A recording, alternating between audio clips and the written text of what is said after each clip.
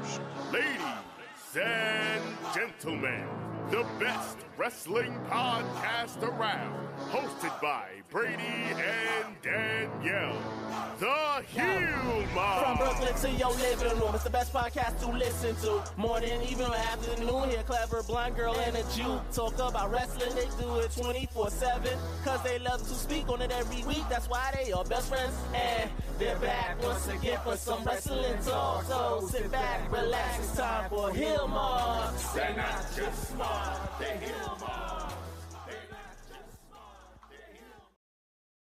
That is right, ladies and gentlemen, fans and friends. We are back once again. I am the custodian of charisma. I am the ophthalmologist of optimism. She is the sultan of sarcasm and the sorceress of sass. I am the ghost. She is the coat. I am Brady. She is Danielle. We are the best friends in all the land. We are the heel marks.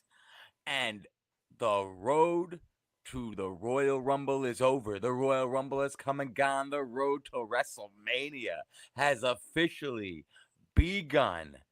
Danielle, Sir. What is your reaction? Are you still on a Royal Rumble hangover? I am still on a Royal Rumble hangover. I thought it was a fantastic Royal Rumble. I had so much fun watching it. I thought the pacing of everything was good. I thought, surprises were fun. Entrances, moments. I had such a good time. Well, also, I don't know if it's biased, but Royal Rumble is my favorite pay-per-view. It's the most fun. WrestleMania is definitely the most significant and important, but Royal Rumble is the most fun to watch. This is something that if people who don't watch wrestling want to come and hang out and watch wrestling with you, you make them come and watch Royal Rumble because it's so much fun. Yeah, 100%. And it's one of those things where anyone can kind of get into, because and we kind of got both sides of the coin in this, which we'll obviously get to, but we did get a fairly predictable winner, and we also got a winner that few people saw coming. And those are the type of rides that your casual fan can still ride. And it's even if you told them when going into the Women's Royal Rumble who was going to win, they'd still be able to get engaged and get involved in all the action, become attached to moments like Chelsea Green, moments like Roxanne, being the Iron Woman, all these different things. So there's just so many stories being told, stories being started, finished, continued, brought back up from years ago. Just so for a wrestling fan who follows it all, this is almost like the appetizer for WrestleMania, but the big appetizer, not no little quiche or nothing. This is it's like the sampler platter that you get right before the meal comes out that everybody starts to. When you, that's so big that you have to pace yourself because other people are like, yo, you're not going to have room left for the meal. It's like, leave me alone. Right. It's really fun. So people I did watch it with, I watched it with two avid wrestling fans, and then I watched it with one that's a casual-ish. So it was oh, this is important that this is going to come out, and this is important that this is happening. And he was totally engaged and intrigued by it, and it was oh, and then when someone would come out that he knew, he was very excited because he's oh, I know this person. So, right. Yeah. But overall, I thought all four matches were great. Yeah, it was all four matches. They did it perfectly. This was a very, very good Royal Rumble. 100%. Let's start with the tag team title match. Motor City Machine Guns failing to get back their championship against Team DIY. For the record, every time that I get reminded, which basically means I pay attention to their graphic, that their team name is actually hashtag DIY, I always get very upset.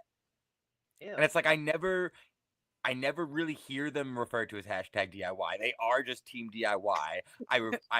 We talk about them as just Right. DIY. But if you look at their graphic, it says hashtag DIY the entire time, and I hate it.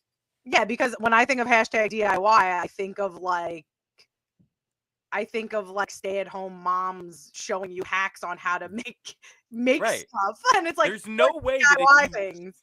There's no way that if you search hashtag DIY right now that this tag team pops up No first, way. and is not just completely bombarded with ways to make your own soap in your backyard. Maybe it's supposed to be # DIY. That's what it is. Town people. It's like a pin code, really. That's Yeah, what the it pin is. code. Oh God. I like this match. I love all four of these wrestlers. I like this match a lot. Like it was really a match. And what I don't think people are acknowledging enough is the fact that on a 4-match Royal Rumble card, just by default, the fans are coming in to see this match the least. Yeah. The fans are coming in least excited about this match. Yeah. Due to, just the fact that the other matches were Royal Rumble, and Undisputed Championship match. Ladder, you know what I mean? Yeah. What's funny about Royal Rumble is legit, if you just had those two matches for the pay-per-view, people would still be excited. Like, it's wild. You know what I mean? Right. Like, you could throw, like, these are you have to throw us a little something extra, but yeah, like really. Right. For like a break. But yeah, not break like in a bad way, because these are intense wrestlers that you want to see wrestle and succeed. So it was nice to have this type of match. This isn't a pee break match. This isn't a I don't care about match. Right. My point was the fact that like they were coming in, they kind of had their work up against them, with that positioning. 100%. And they totally delivered. I did not expect the finish to be clean. I did not expect who came out though. With Pretty Deadly, the SmackDown before Royal Rumble, saying to DIY, "You're on your own now." I thought that was a ruse. I thought that was a lie, and I thought Pretty Deadly was still in cahoots with DIY and was going to come down. Right. That's not what we got. They were true to their word. They do not care about DIY anymore. They're Splitsville, but the Street Profits are back. The Street Profits, and they want what they want. Do they want the tag team championship? Sure, but that's not what they're coming for. They don't want them from Motor City Machine Guns. They want to take them from DIY because DIY are the ones that took them out. This makes me very happy. I know a lot of times we say that Montez Ford is the star of Street Profits, and that a lot of times they're like, give him a single run, give him a single, which will eventually get there. But I love them as a tag team so much, and Dawkins doesn't get enough credit. Dawkins' facial expressions alone when they were like beating down DIY was fantastic. Like he really, even though like I said, like Montez is the one that people look at the most. I always look at Dawkins. Dawkins is when the bride is walking down the aisle to get married, I look back at the fucking groom. I don't look at the bride because the groom never gets recognition. And that's why I look at Dawkins, because I'm like, I need to look at this guy because this guy is a star making too. Like, he's a star too. Yeah, no, Montez, obviously, like, he has all the qualities because not just is he crazy athletic, crazy in the ring, not just have we watched him completely change up his physical appearance to get bigger, to appear more quote unquote main event-ish, but his personality, his natural charisma, just the organic connection he makes with anyone watching him, that is what really takes him to the next level. However, I've always felt that Angelo Dawkins, just by being so close to him, gets underrated, gets overlooked, despite how large he is in stature. I think he has everything it takes to also be a star. Is the upside as high as Montez? Possibly not, but we can't be comparing them all the time. Right. And I think that's what's hurting him. And the problem is, I do think at this point in the Street Profits time together, what we see is what we get. They both are kind of just playing another version of themselves. Problem being, because the fans are so connected to Tez, when they do eventually start branching out, and when Tez does get, God willing, knock on wood, propelled to the next level and at least given an opportunity to do so, Dawkins may not be afforded the same opportunity to be able to just be himself as well, because at this point they're so associated, you're going to think, oh, he's just doing the same thing. So Dawkins may have to actually gimmick it up when this is all done. 100%. Assuming they don't just go the predictable way, which is just make him evil and jealous, and he turns on Tez, and then they just go with, I'm done being behind anyone, and they just do like the jealous partner kind of angle. But if they do a branch out where they both kind of just split shows and go their separate ways, wish you luck, Dawkins may have to get a makeover. Yeah. But I think he has He's up the to the, tools for sure. I think he's up to the challenge. I think he could do it. He definitely has the tools, definitely has the skill set. I definitely think he could succeed. Yeah. And listen, I want to see Tez as well, but at the same time, the Street Profits So should good. not end this No. way. No, Because 100% no. when was the last time, like, and this is an over tag team. They don't have bad matches. They're always doing what's asked of them. 100%. And I don't see why they went so long and got so cold. I understand it was a rough thing when Bobby Lashley left and he was just made the leader of their stable. So what do? I get it.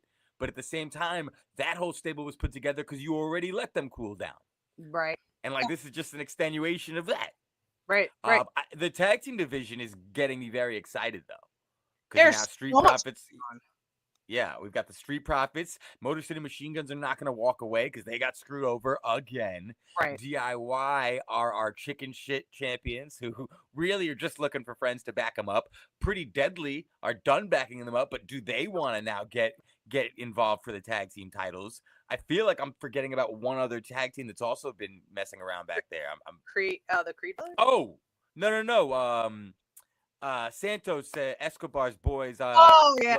Humberto and I Angel. forgot about them. Oh, poor guys. I'm like, I forgot about them. No, they're so good too, and they've recently gotten reinvigorated. I think WWE might try them as baby faces. And Garza and Humberto are just so good. I think that's the best way to book them. There's no bad talent in the tag team division. Like, could the characters be a little bit better? Sure, but the tag team division is fucking stacked. Like, there's so much going on, and there's so, what is that face? Yeah. Are you thinking? Well, no, because as soon as you say like characters, I'm thinking maybe if you're nitpicking in terms of each one, but as the division as a whole, oh no, character wise, like yeah, like we're getting a little bit from everywhere. Like, because when you say character, I'm thinking Pretty Deadly first. Like, I'm like, wait a minute, yes, boy. I told you, Fashion Police walk so freaking Pretty Deadly could run, man.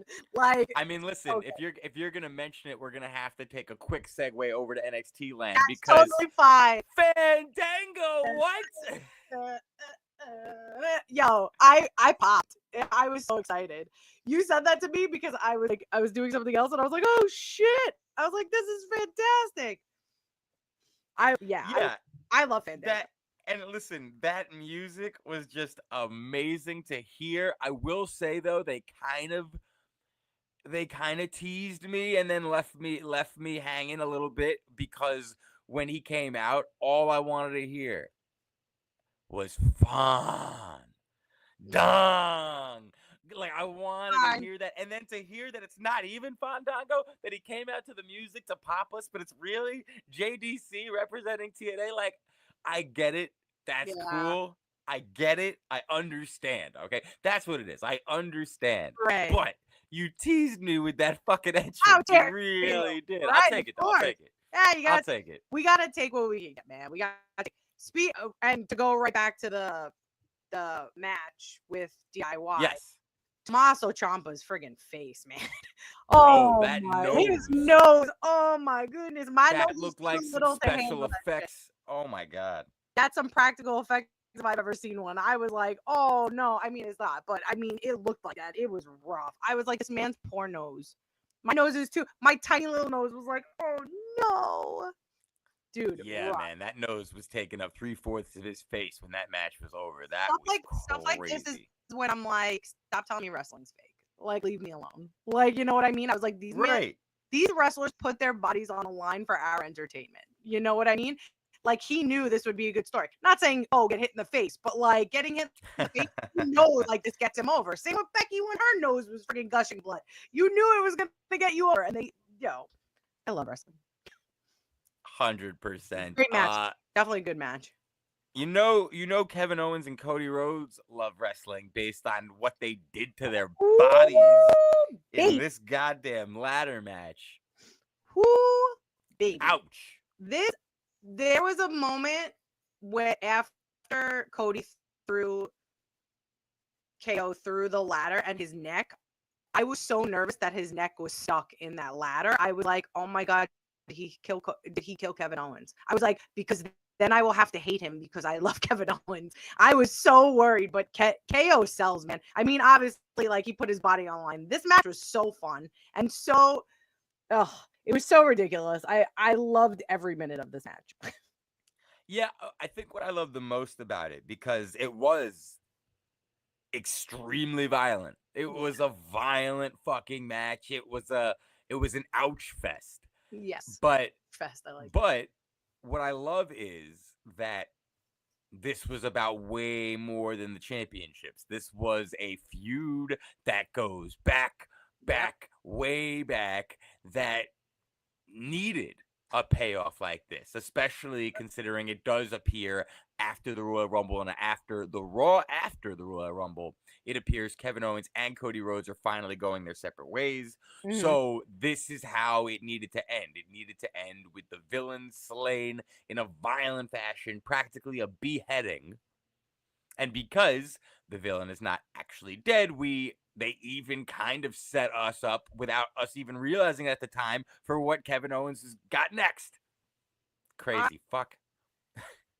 Though, watching this match, Cody felt like the heel to me. He felt like the fed up hero that finally turned villain. I know he's not, but it felt very like the cat. I will say, I mean, we'll get to the Rumble mess up of cameramen because cameramen are awful at the Rumble, but the low camera shot panning up to them checking on KO, like why Cody is standing on the ropes, like it was maniacal. It looked fantastic. Like, excellent camera work, excellent production on that part.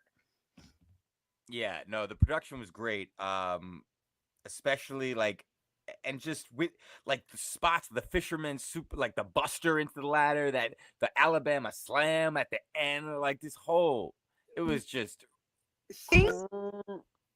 Sorry, things I get very excited about Kevin Owens. You know, I could gush about Kevin Owens all day because he's one of my favorite wrestlers, if not my favorite. Like, there's literally a moment while I was watching this match and I was like, Kevin Owens might be Ted DiBiase. He might be my new favorite wrestler. Like, number Kevin one. Owens is like top.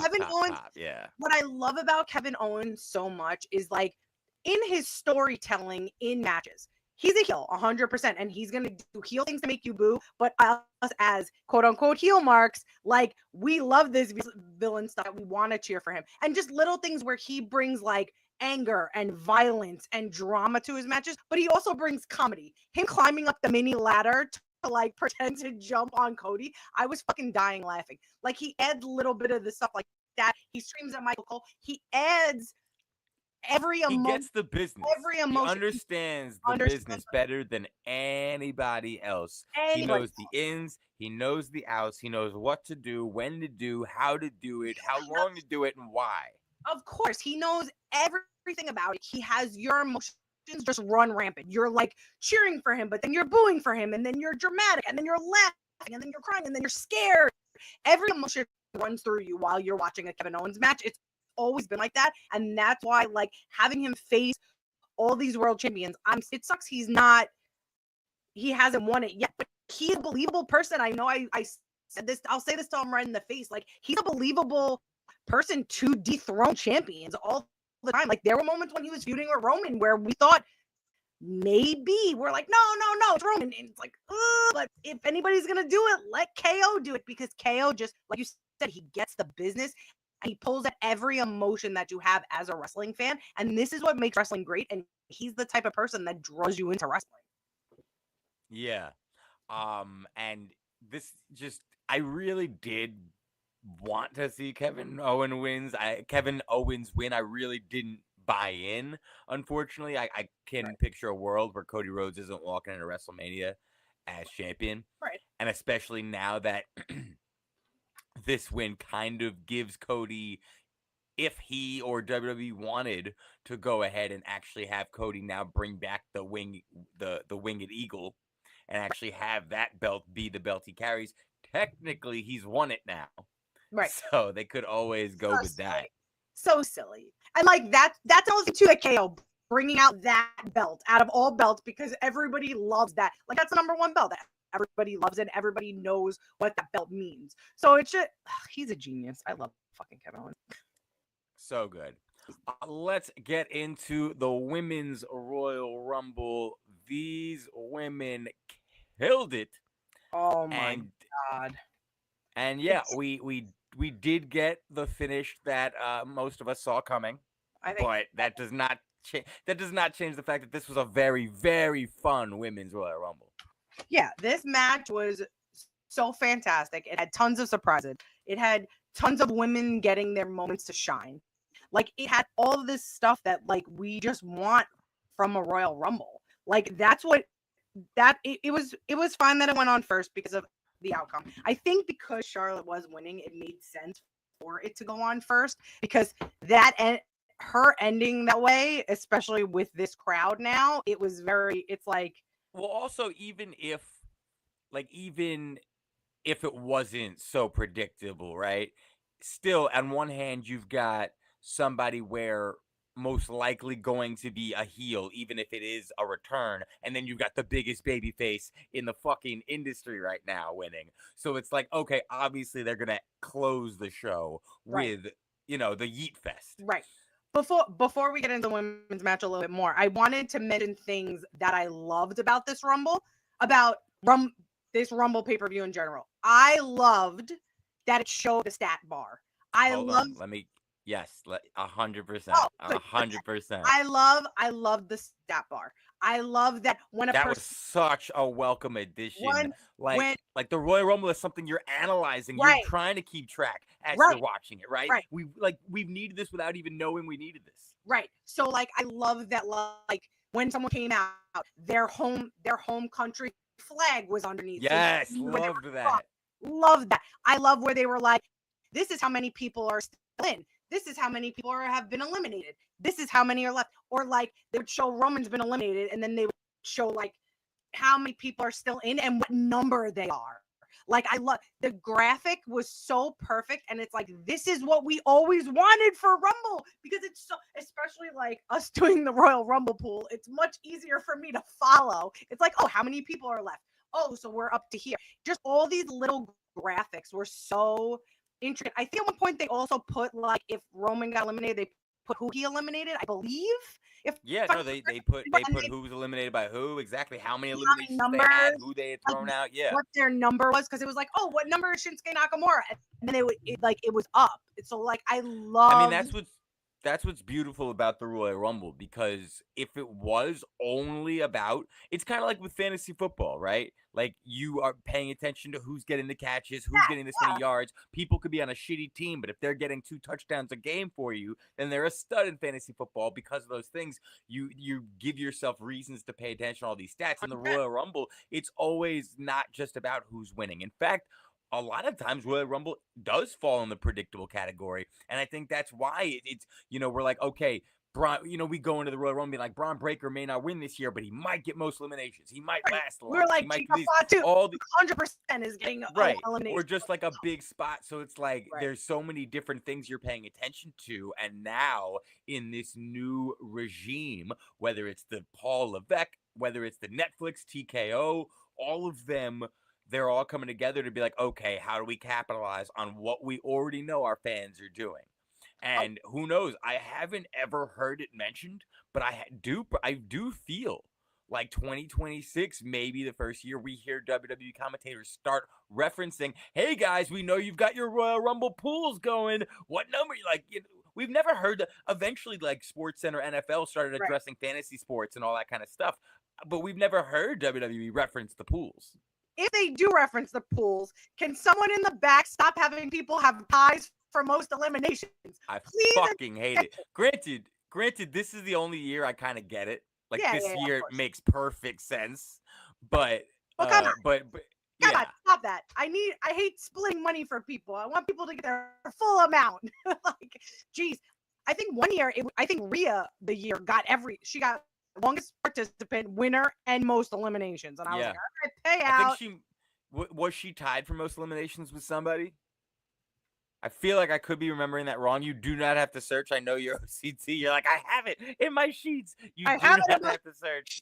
I feel like she might have been tied with like Nia Jax for limbs. If I could be making that up. That was 2023, I believe. But I feel like that easily could be Oh, what happened. But nope, yeah, the ticker nope. graphics were such No, she a got everything. welcome addition. She got winner longest. And that was the year BFAB got eliminated first. Also, again, Poor this is the BFAB. second year. That's her. She's probably like, you're welcome, Rumble Pool people. You're welcome. Like, I don't know.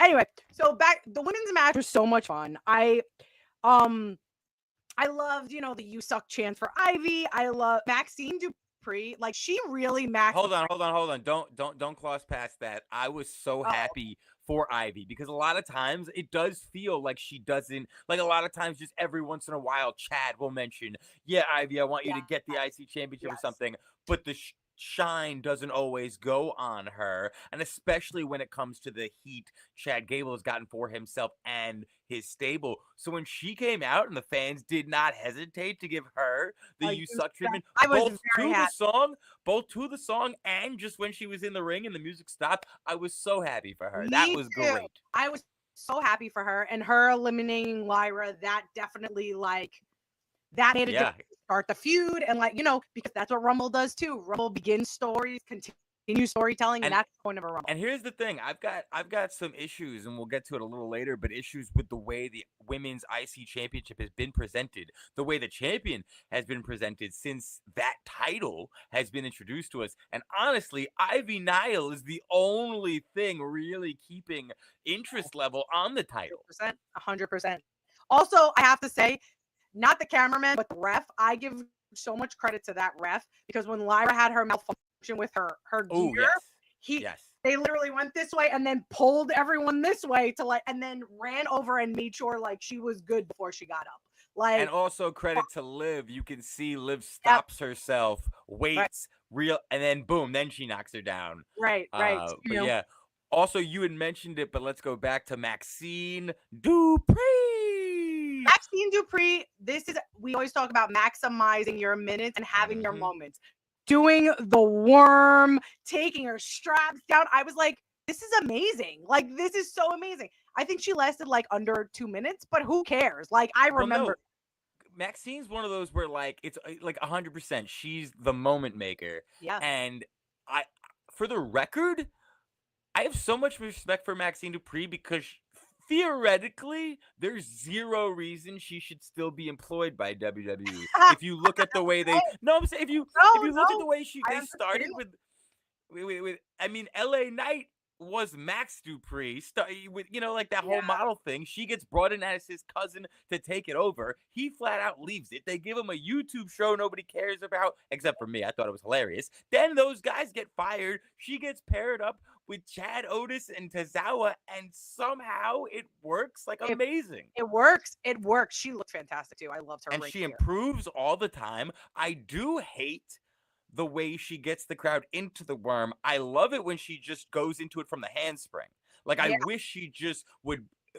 If you want, I understand, hype them up a little bit, but she does it for too long, and especially in a Rumble match. Excited. I think I get it. I get it too, but in matches, Scotty 2 Hotty is the only person I forgave for that. Him and The Rock, I guess. But really, if you're in a match, you don't want to do something where your person is allowed to rest for 30 seconds solely so the crowd gets hype.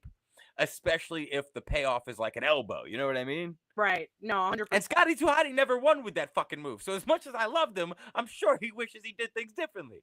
But listen, she maximized her I get it. She maximized her minutes, maximized her minute, I should say, and her moment. I thought it was fantastic. Also by her throwing out Ivy, she got her revenge for that as well. She got to say, ha ha ha, what now? 100%. I love, as we always talk about, Royal Rumble, storytelling. Of course, we got who I wish won the Royal Rumble, Jordynne Grace. She has arrived. She looks fucking fantastic. It was funny because the siren happened, and I was like, yeah, and everyone's like, who is that? I'm like, Jordynne Grace is here. I was like, I'm not making that mistake like last year. And I said it was just so fantastic to see her. I love that her and Naomi hugged. I wish that progressed a little bit more. I wish. Well, no, I loved where it took us, because it took us to Bianca saying, "Excuse No, you." it did. But I wish there was something where like maybe somebody eliminated someone by accident or something that way Jordan can go to the main roster. I have a feeling she's probably going to NXT, but like Well, you say that because she got eliminated by Julia. the champ, right? Right, So but at the same time, right, Jordan Grace, we don't really know yet, like, because she's not she right. had a Raw, didn't appear, had an NXT, didn't appear. Her graphic on WWE.com still does not have a distinction. Right. At this point, I think it'll depend on where they see her fitting in WrestleMania weekend.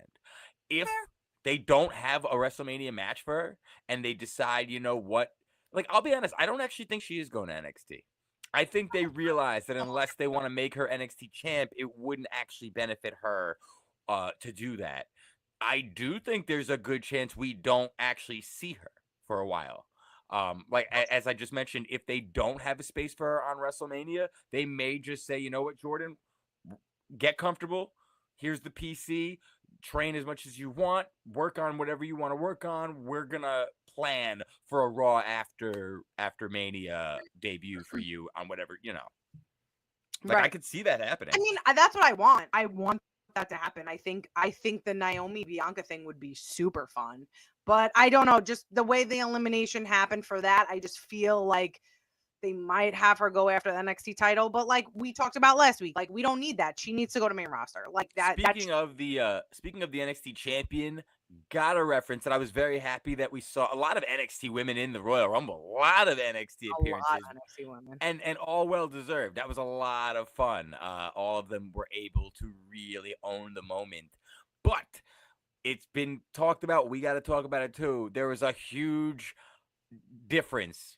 Hard to ignore the difference in pops that our NXT Women's Champion Julia got compared to Stephanie Vacker. Like, that pop was big. Granted, I think it's just more of, and it doesn't mean Stephanie should have been the NXT champ or anything like that. No, but Stephanie's got more of star appearance when it comes to an entrance. You know, with the whole, like, you know, she gets it. Yeah, AEW messed up. They should have took her. Like, she's so fucking talented. I'm happy she's at NXT, but Jesus Christ. Like, I told you about that, right? Remember, I don't think I ever actually told you. Maybe refresh my memory. No, like, I told you my theory where it was me, you, and John, and we were talking. I was just kind of like, listen, I don't know if it'll ever come out, if we'll ever learn, but I guarantee you, AEW fucked up in some way. They didn't go the extra mile. They didn't do what they needed to do to make sure she felt special here, this and that. And apparently, Conan came out on his podcast and said that a lot of the things CM Punk complained about, like, yeah, I got flown in. They didn't have a car waiting for me. I didn't know how to get to where I was going. I was stranded. A lot of things. Apparently, they did that for her too, where they did not, you know, take care of her, get her there. So yeah, like I from everything I read, she enjoyed working with the people there, like the wrestlers, but the company didn't, you know, give themselves the best first impression when it came to her. So yeah. Jeez Louise, what? Like I said, I saw that coming on my way. I was like, there's no way she just strolls right on over to NXT. Like they definitely had to mess up, and yeah, they dropped the ball with her big time. Yeah. Speaking of Stephanie, that leap onto Bayley was so fantastic, man. She's so unbelievably talented, and of course, you go to Bayley, that who's gonna make you look like $1 million. Not that she needs that extra push, but like just a little sprinkle of glitter to make it absolute. What a moment for her! Like it looked so good. I love Stephanie. I think she's fantastic. Also, I love Bayley. Bayley's at this special place in her career. She's almost done everything there is to do. Any other accomplishments almost seem like it would just be a repeat. You can tell she loves this business. You can tell she sees herself in the Roxannes, in the Cora Jades, in the Julias and the Stephanies. You can tell she sees herself in the NXT women that are doing what she had to do at one point and are, you know, carrying that torch on. You can tell, and as she appears on Raw, on SmackDown, on NXT, just constantly giving rub after rub after rub after rub, she's just giving back to the business. She's honestly, I want to. She's their mother hen, man. She's their mother hen. Like she's But I want to say Natalia's got to be proud of what she's seeing in Bailey because, like, I mean, I 100%. hope so anyway. Natalia's passing the torch to Bailey. You know what I mean? Like Natalia's Natalia, when Bailey was coming up, Natalia had to have imparted this wisdom either with words or just by being herself, and Bailey like paying attention to what Natalia's done for Liv, for BFAB, for so many others. Just God, can't say enough good things about the veterans in WWE today. Speaking of the vets, cannot ignore the fact that the veteran, the returning Nia Jax makes history. She has set a record for the Women's Royal Rumble, eliminating 9 women. That is the record. However, like at once. yes, not in one Royal Rumble, but yeah, I think like No, 6. I feel like she did like all 6 men at once. Yeah, that was As so. soon as I all the loved it too. As soon as all of them went over the rope, I was like, "Up, whoever has the Jags just win our pool." Right, exactly. And I saw somebody tweet like, I think that was an accident. I'm like, I don't. I think Nia Jax did exactly what she's supposed to do. I think that was a point. You know But what also, I mean? also another little Nia Jax getting into history. She has 29 overall eliminations for the Royal Rumble. That is first for Women's Royal Rumble. However, she's tied for 10th all time in the Royal Rumble with your boy Randy Orton. Ooh, how many for 10th? Is Kane still number 1 overall? Kane is still number 1. I And think how it's like many 44. is that? Oh, it's 44. I was gonna ask. So she'll beat it. Maybe 45. 45 kind of sounds like it And would then be an Roman's even number. 2, Yeah. right? I think Roman's 2, right? Roman, I think, is 42. Well, actually, no. Yeah. Roman's not 2. Roman's far from it. Oh, but Roman did climb up. He climbed up, but he's I like think middle. I think Roman was at one point most elimination. He beat Kane or was tied. Wait, I've actually got it in front of me right now. In one Rumble. So Kane's got 46 total. 46. And you're right. Roman has the record for most in one Rumble. Yeah. Oh, he beat Kane's record in one Rumble. So Roman's number 1 for most in Rumble. You said Roman is the most for one Rumble. Got it. Kane has the most for 46. Undertaker's there with 40. Roman Reigns had 32, was tried with Triple H going into this. He added 4, which means he's now tied for 36 with Stone Cold Steve Austin at the number 4 spot, behind only Shawn Michaels, The Undertaker, and Kane. Right. So, with this being said, we need to address it. And I know I'm lowering my volume for this, but we had the biggest pop of the night. Oh, God. For the return of Alexa Bliss. Yeah, I lost it. I lost it. Before the Rumble, we were all talking. Me and my friends were all talking, and I was like, I think Alexa Bliss is coming back. I was like, I think Alexa Bliss. I think we talked about it on last week, and we were like, maybe, we don't know, blah, blah, blah. And then when that music hit, out of everything, that was the biggest pop of the night. Yeah, it was the loudest pop. It was the longest pop. Loudest, longest, biggest pop. Absolutely. And listen, maybe it was a little louder than it would have been had the Dirt Sheets not been talking all week about the fact that Alexa Bliss is not coming back. They're far across in contract negotiations. Right. Like, so everyone kind of just had her out of their mind. Like, oh, damn, guess not. And then I'll be honest, like, because this return was so cool and so, in a way, unexpected, it made me not be as bummed when number 30 came and it wasn't Becky Lynch, which I was certain it was going to be. I know you were certain it was going to be, but I'm okay with this. Alexa Bliss, she looks fantastic. And yet again, the Royal Rumble cameraman fucked it up. Fucked up again. You miss Edge's spear. You miss AJ Styles' phenomenal. They try to do too much. Like literally, just keep it on one fucking camera. That's it. She literally turned around for a reason. And of course, we know on her jacket, it said Fiend for Life with a little R, obviously in reference to Bray Wyatt, which was friggin' perfect. Lily got a Friends Forever, I believe. Oh, Friends Forever. I thought it said Friends for Life. Okay. And then Lily got a makeover. She looks great. Her little doll got a little makeover. Yeah, and you know, spruced up. And in a weird way, I'm happy that we haven't seen Alexa Bliss since the Royal Rumble, because if we had to guess, obviously the way she came out with Lily, with the look, with the jacket, we're obviously left to wonder and to think and to hope and to pray. But with the announcement that the Wyatt Six have moved to SmackDown, I gotta believe, I gotta hope, I gotta wish upon a star that Alexa Bliss does join them. Because that's what they've been missing. But oh my God, and Alexa Bliss owned this moment so much. Owning the entrance, serving as soon as she gets in, giving Bayley a little wave. Loved it. I told you it was my Wendy Peppercorn moment. I was like, she knows what she's doing. She knows exactly what she's doing. She took off that jacket, took off that skirt. She was ready. She looks fantastic. Amazing. She looks amazing. So good. And I was ready.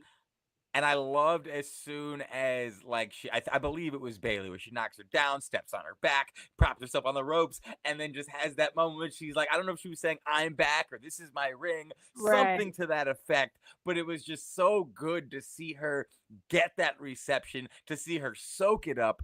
It's been so long. It feels like ever. It feels like forever. Yeah. And it felt so good to have her back, for her to be back in the ring, doing what she does best. It was just like, yes. And I said it to you when we were talking like the day after. I do kind of hope / think that Carmella might have been watching somewhere home, happy as a clam with her kids, but now maybe having a little wheel turn in her head like, that does look pretty fun. That looked like she had a good time. I miss Carmella too, man. I miss Carmella. I miss Carmella a lot. I think Carmella still has a lot left to accomplish. I was happy she came back in this look, Alexa Bliss too. I love this portrayal. Yes. I'm so happy. No, honestly, I feel like there's no going back, at least not until she does a nice bit of storytelling with the Wyatt Six. I wouldn't mind if she ended her career as, the Twisted Bliss, as opposed to ever actually going back to like the Goddess. I mean, don't get me wrong, I'm a fan of Evolution. So if Alexa Bliss has another character she wants to break out down the line, who am I to say no? But yeah, I love Twisted Bliss. What a pop! I was pop of the night by far. Pop, 100% pop of the night. Also talking about our returns, Nikki Bella coming in at 30, Trish Stratus also making her return. Number 30. The crowd goes mild. Like nobody cares. See, I don't know about that actually. I think the Twitter crowd went mild, but it sounded like the live crowd did actually respond well to her. I don't know. Did they? Are my ears going? I thought she got a pretty good reaction. Granted, there was a certain amount of the crowd was disappointed, but once again. And I think that's WWE's fault, because the 30 entrant being a surprise, you're taking a gamble. Like, you're taking a gamble. I mean, that year with Daniel Bryan, Rey Mysterio shouldn't have been a surprise because you knew he was going to be in the Royal Rumble. He was already announced. So, like, technically, the fans shouldn't have thought for a second it was going to be Daniel Bryan, but they did, and the disappointment factor is real. I mean, if you're going to do disappointment factor for 30, just throw Charlotte Flair at 30 at this. Oh God, yeah, like that's really just make her 30, like. And it's like, and with Trish Stratus, she was very interesting because you could tell that with her returning at the number she did, it was very much a legend making an appearance. 100%. With Nikki Bella coming in at 30, it didn't feel the same. No. It kind of felt like this might be Nikki Bella coming back, and that WWE wanted to position her in a way where it would feel impactful and it would mean more. And they were taking a risk, but they were also possibly setting her up to get a big pop. Once again, I didn't hear the mild response that you're referencing. I could be wrong. I thought she got a decent pop. It might have just been me going. I went mild. Yeah, I went mild for sure. I definitely went mild because I was like, I don't know. I feel like you could. Because I wanted Becky. I want Becky. I want anybody else. I mean, I figured Becky. I don't hate Nikki as much as I hate Brie Bella. Right, exactly. I was trying to figure out a different way to word it. But no, that's 100%. That was the sentence in my head. Yes. Right. But here's the thing. Also, I recognize that me and you have adult memories of Nikki Bella's entire career. Like I was a grown ass man when the Diva search was a thing. Right. So. Like, I've seen it from start to finish, and it just because of that, I have certain memories of it. But there's a whole generation of girls, of guys who grew up on Total Divas, Yeah. grew up on Total Bellas, Okay. and so they were introduced to Nikki Bella when she was a bit more established, when she had kind of cut her teeth and fought to prove her, pay Right. her dues, when they had watched her get bumped from WrestleMania and were heartbroken for her, and then watched her become champion again and thrust in these storylines. So I'm trying to be like, I understand that there is actually a market for Nikki Bella. There is a fan base, and a lot of the women that are the future, Roxanne, Cora Jades, these women grew up and idolized Nikki Bella. Roxanne Right. had a dream match moment messing with Nikki in the Royal Rumble this Right. weekend. So I get it. I'm a little bit more understanding if Nikki Bella does get used. I don't really know where she fits in, if I'm being honest. I kind of an NXT run would actually really excite me, I think. And I hope excite her. I And I think think it would excite wrestling fans. it would be good too, because it would be a lot of dream matches for the women that you just mentioned in NXT, because a lot of them, like you said, grew up with them and now they're getting to wrestle their idol. Like, that's a big, or a woman that, like, a lot of people think that those women started the women's revolution and started the evolution And aren't given the credit for it. Yeah, like there's giving a it, certain group that believe Naomi, Natalia, the Bella Twins, that Total all started Divas it. era, Right. or at the very least deserve their flowers for, So, like, these women, these are yeah. dream matches for them because they remember growing up with them. I mean, I how many times have you and I been watching wrestling, and like, I always meant like Austin Theory wrestling John Cena and it being like, or like Baron Corbin wrestling Kurt Angle, and I'm like, these guys were probably watching them when they were children, and now they're wrestling them on the big stage of fucking WrestleMania or stuff like that. It's just insane. So, like, someone like Roxanne, who, like, probably had her poster, if anything. No, 100%. There's pictures Roxanne has posted of her like dressed as Nikki Bella. I don't know if she was Right. cosplaying. I don't know if it was Halloween, but yeah, like 100%, she was an inspiration to her. So let's talk about Roxanne's Royal Rumble, because Roxanne really showed out, and a star was born. I can't believe they had her last that long. Also, just for reference, and I don't have the numbers in front of me, but I'm almost positive. So Penta was the longest lasting for the men's. 42 minutes. 42 and change. Was it 42? I thought it was 45. 42.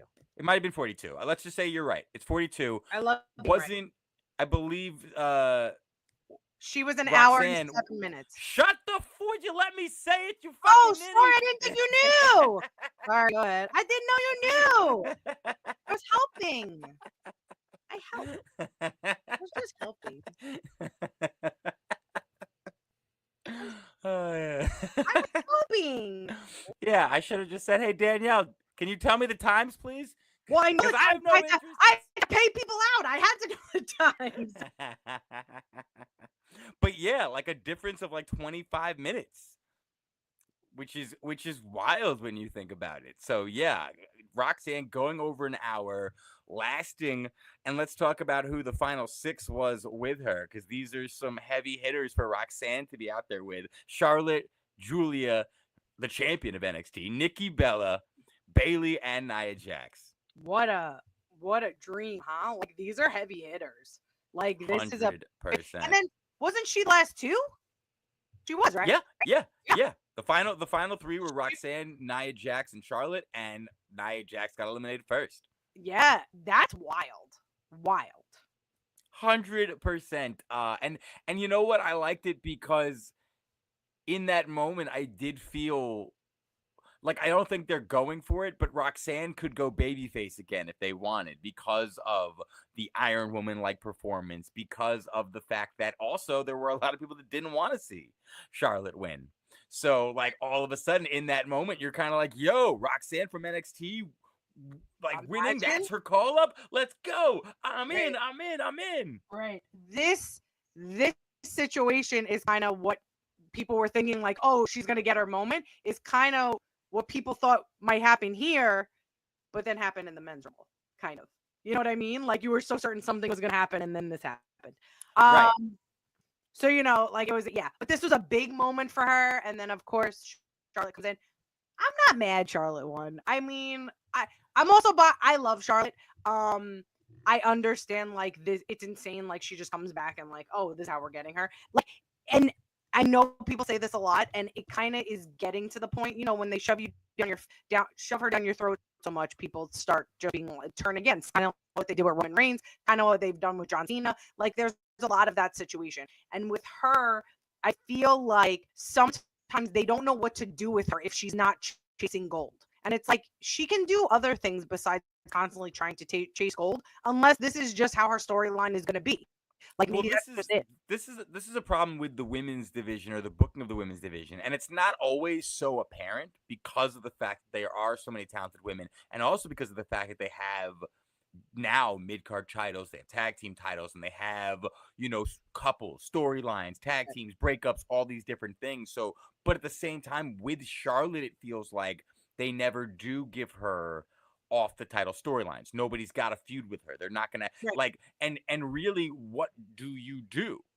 Because if she is a baby face, then maybe you can kind of play with that. You can have the next generation of women attacking her because they want to make their claim, similar to what people used to do with Cena back in the day, where if he didn't have the title, you could kind of just have or even if he did have the title, a young buck would just kind of come up and try and take him down and make a name for themselves by that. The whole Undertaker adage, I'll make you famous. Right. So if she was a babyface and could pull off babyface at this stage, then maybe you pull that off. But as a heel, what's she gonna do other than go for a title? You know what I mean? Like, what else can she really do? And like it or not, she is that good where it is kind of hard to argue. Now, I'm with you. I don't hate this decision. I get it. And also, I kind of expected it. With that said, the main reason I don't like it is because of what I think it means. Everyone's already saying it's Charlotte and Tiffy. That's a lock. I personally don't mind Charlotte and Rhea 3. Me neither. But if we're doing Charlotte and Tiffy, and Charlotte's going to be the heel, and Tiffy's now going to be fresh off a babyface turn, Tiffy's got to win. I don't want to watch. And because Charlotte's won the Royal Rumble, so because of the fact that we're basically locking this in now, the next few months from here till Royal Rumble, Tiffy's reign's not even going to hit the way it should because it just feels like dead woman walking. Right. And that's not fair to her because you're supposed to be helping elevate them because you know what it reminds me of? Charlotte is a vet at this point. So it's like you should be helping other people. You could still have a championship, but you should be excelling other people. It reminds me of when Bray Wyatt won the championship. And we were all so happy until we realized that he was about to drop it to Randy Orton at WrestleMania. Right. And it was like, this would be cool if we thought Bray was going over. And it would have been cool if Bray had gone over, but it didn't. And it was exactly what we thought it did. And that's why, and like that first Bray title reign didn't hit the way it was supposed to because it felt like Dead Man Walking. Right. And it was. Right.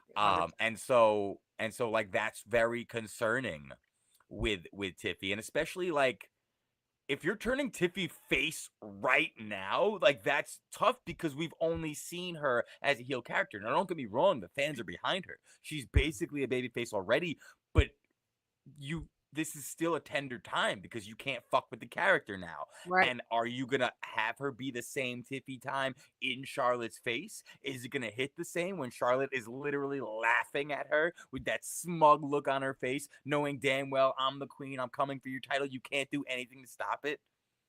Yeah, it's a weird thing because people will get behind Tiffy being a face because I think she'll be kind of a face by default. Because people are going to be booing Charlotte. But also they've been cheering Tiffany. Yeah, like they love her, they respect her, they appreciate her. I understand that, but I'm just saying, like, you have to really keep it up with the babyface stuff because with Charlotte, like, even if you're the worst heel in the world, it does. Like, if they put Nia and Charlotte together, I'm sure people would cheer for Nia at this point. Like, you know what I mean? So it's either that or they just say, "You both suck." Yeah, it'd be like this. It would be the Super Bowl this weekend. Like, no. Good God, yeah, 100%. Nobody cares about it. It literally. Listen, so we have to talk about it. Charlotte's return promo. I personally think the narrative being spun is that Charlotte attempted to cut a babyface promo and the fans weren't having it. The Cleveland fans did not care. They do not like her. They hate her. It was go away heat. I don't necessarily feel that way. understand the arguments for that, and I don't necessarily have arguments against it too much, other than this. They've done this with Charlotte before. Charlotte has attempted to cut babyface return promos only to, reel us in and then hit us with a heel move like "Boo Me Now" or whatever. Right. So like as soon as she starts talking, you hear the tone. You see the look on her face. This is the way, like, Charlotte's not the best promo. Let's be real. I think she can cut a good heel promo, but her babyface promos has always been mid, and that includes the fake babyface promos as well. So I just kind of took it as the fans not buying in or being sucked in, like not being manipulated by you bringing up the injury, knowing damn well that in 2 minutes you were just going to rub our faces in your victory. Right. So I kind of looked at it as she entered the Royal Rumble as a heel. She won the Royal Rumble 100%. as a heel. 100%. Everything she said in the interviews, in the press conference, backstage was heel, heel, heel. So I just thought the fans acted the way they knew that they were supposed to act, because there's no way they were supposed to cheer her. That's the way I took it. Yeah, that's how I took it too. Did you laugh when she was going into Rumble and she couldn't get her robe off and she had to break the buckle? I was cracking up. She was like, yeah. I was like, that would terrify me, because I always think of that every time I watch burlesque. I always think I'm like, what happens if your snap doesn't unsnap? And that's what happened to her. She just ripped it off. I thought I was really, I don't know, it made me laugh. I was like, this is so funny. I saw a backstage video of Charlotte messing with I Show Speed that made me laugh.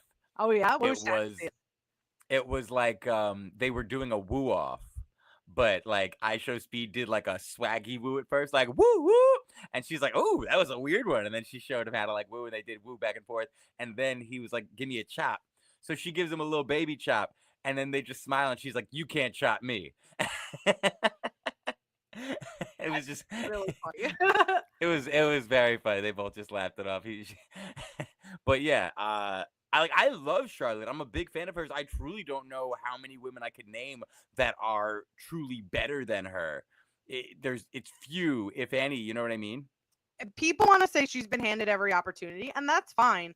But she's also a better wrestler than half the men's roster.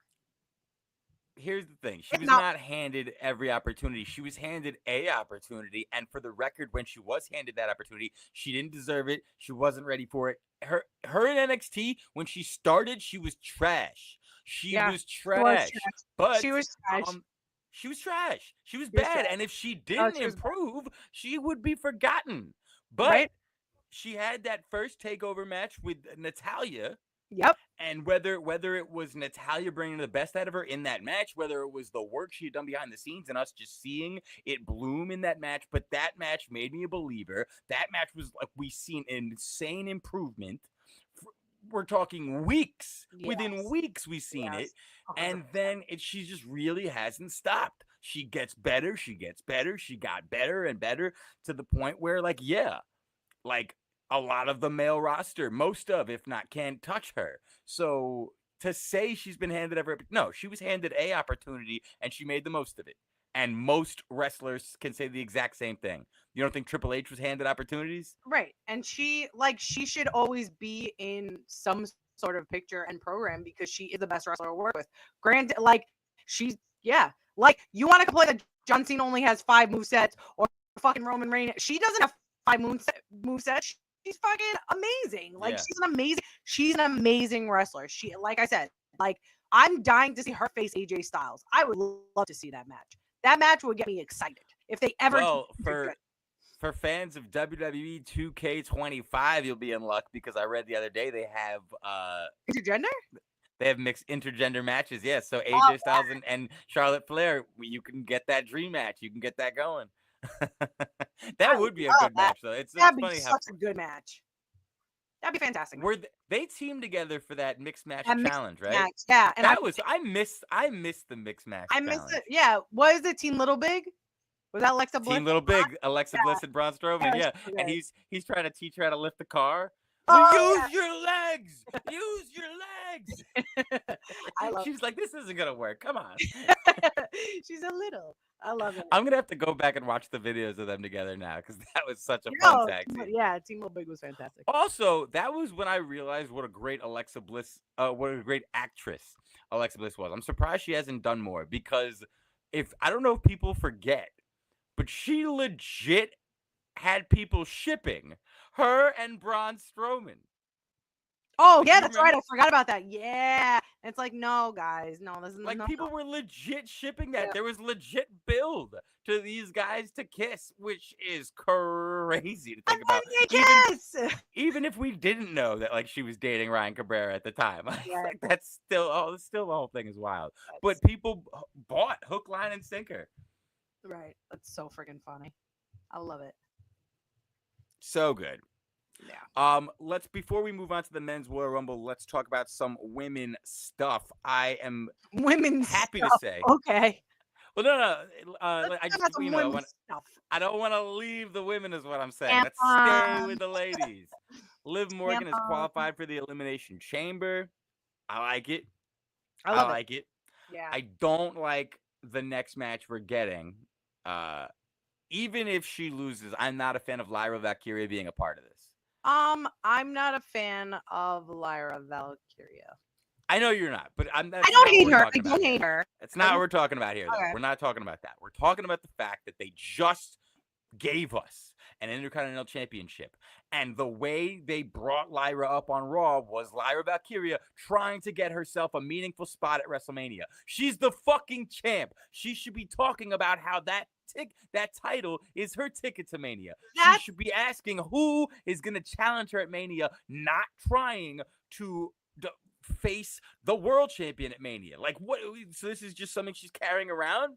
I don't understand it. I 100% agree. This is what we talked about. Gunther has done this. Miz has definitely done this. Where they're like, this is my title. Like, this is the best title. Braun Breaker is doing it right now. Braun Breaker is doing it right now. Like, you're like, I don't need to go after anything else because this is the champion that I am a champion. Like, what does it matter? So her to have to be in this qualifying match, she's already a champion. So she shouldn't even be a part because then it devalues the women's championship. Yeah. It and then has. And right now we're in a lose-lose situation with this matchup because theoretically the Intercontinental Champion should not be losing non-title matches all willy-nilly, especially 100%. If there's not going to be a follow-up. So Bayley on paper should not win this. 100%. But once again, we don't want the IC Champion going to Elimination Chamber attempting to get a main event worthy spot at WrestleMania. You got the title. Right. And it's to my point earlier, Ivy Niles, the only thing keeping this title relevant and making me give a shit because she's the only one expressing any interest in having it. Right. Lyra Valkyria has it and seems to not care. And once again, back to Braun Breaker. We saw Braun Breaker show up getting Adam Pearce's face on Raw. What was he saying? Was he saying, you better give me a qualifying match for the chamber? No. He said, where's my challenger? He said, this title means everything to me. Where's my competition? Correct. And that's what you should be doing. Yeah. And so, and going on the other show, look at Chelsea Green. Chelsea, granted, I could eat my words if they show us the graphic that says Chelsea Green's got a qualifier coming up. But from everything she's been doing, posting on Twitter, on Instagram, the backstage stuff she gives to the fans, it's always about I am your United States champion and I'm gonna be the best United States champion ever. Right, her t-shirt's fantastic. Like she's like, I'm a champion. Right. She doesn't need another title. And I guarantee you also if they did put her in a qualifier, she'd probably cut a promo that made me a believer because she'd talk about the only way to be the best United States champion for my people is to be the world champion as well. Yeah, just get all the titles. Right, but they're not like so. Yeah, I'm very upset that Lyra is qualifying for, or competing for this. Yeah, I'm not a fan of this. But Liv Morgan getting in there does excite me. Confuses me a little bit because I thought they were leading up to Liv Morgan and Raquel taking on Bianca and Naomi, but maybe we see most of those women also in the chamber, and that tag match gets us to WrestleMania. That's very possible. Right. We'll see. I like the Elimination Chamber. Me too. I also like that it's not so many, like now that don't get me wrong, I love a good tag team elimination chamber, but then sometimes you just have 3, 4 on the show, and it's like I don't need that. Right. 2 elimination chambers, both getting us #1 contender spots going into WrestleMania for the unclaimed champion. I like that. That's the way it should be, and that's the way I like it. Definitely. I like it. I love it. I want some more of it. Oh, that's a beautiful song you just sung. I don't think you believe that, but thank you. I appreciate it. What do you mean? I believe in lots of stuff. Let's talk about the men's Royal Rumble. Let's do it. Yeet. Oh. I said believe, so I thought we were going that way. I was like, am I supposed to clap? No, this was a really fun Rumble. Yeah, this Rumble had so many moments. Like, I lost my voice for screaming and yelling "oh shit" a lot. Like, there was a lot of stuff happening. When Ray came out, I was like, oh, Dom's gonna be number 2. It only makes sense. I guess it didn't make sense because Dom. Well, no, what are you talking about? They gave Dom the space he was supposed to get. I mean, obviously, know, but I was excited. Obviously, we had the GOAT John Cena come out, then the best wrestler in the world come out, then the Visionary come out, and then of course Dirty Dom. Dom came out. When Dom came out, the people I was like, ugh, and I was like, no, this is perfect. I'm like, this is the perfect sequence. And he handed up. Dom is so good. He's so good. I'm so proud of it. Like, I'm like proud. I feel like a proud mama. I'm just like, oh, even though he is nothing to do with me, I'm just like I'm very happy that he's not just a nepo baby. Like, he he's working his ass off, and he just knows what to generate heat, and he's fucking killing it. I will say that Bronny James. Oh yeah, dude, that sequence that was Cena, Punk, and Rollins, I was like, Cena comes out. Then that was long. Like, Alexa Bliss got her own long, but people just kept staring down with them with Roman. Electric is the only way I can describe it. Like, it was insane. I was like, whoever booked this is fucking genius. Like, and that's the thing about this Rumble, where it just had so many fun spots, so many fun moments. A lot of people got to shine. I do want to throw a little negative out there, even though I remain hopeful. Negative.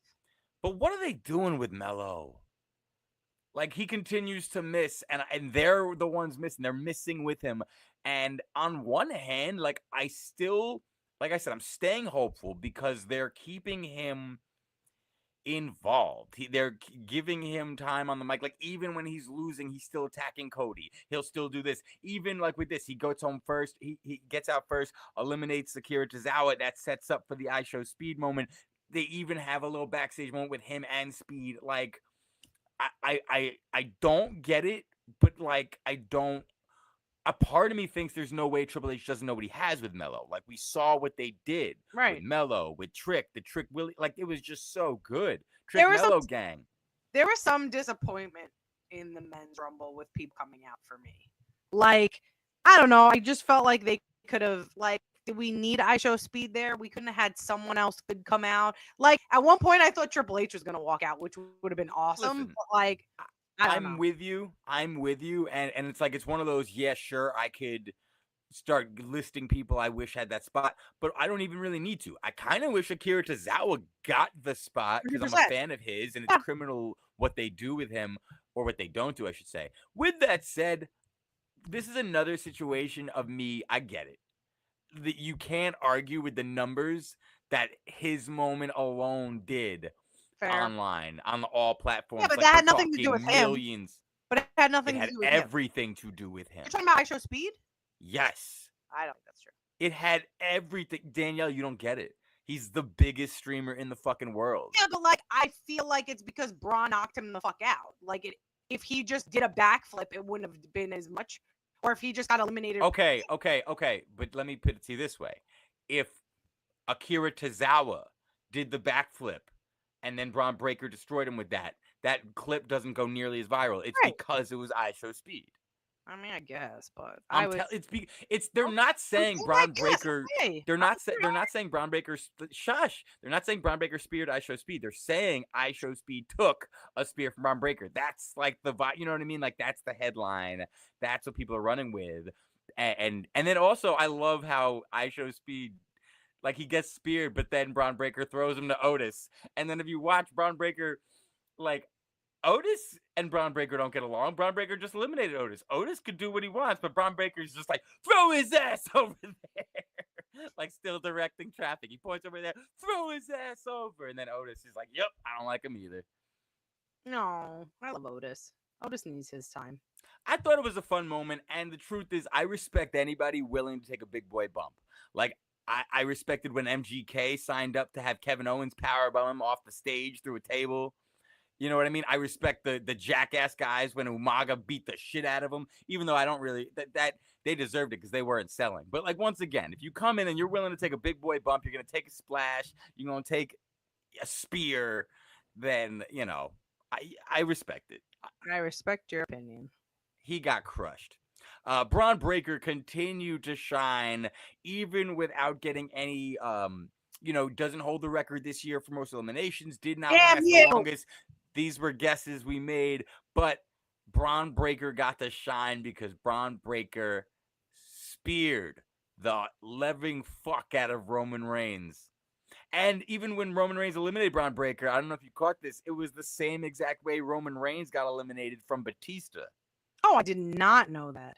Where Roman hit the spear on Batista, coincidentally another wrestler who was using it as a spear at the time, then goes to throw him out, but at the last second Batista switches. That's exactly what they did here. Braun hits Roman with the spear, hypes up the crowd, goes to throw him over. Roman with the last minute switch pulled the exact same elimination. Very nice Easter egg. I love that. That is a nice Easter egg. I like that.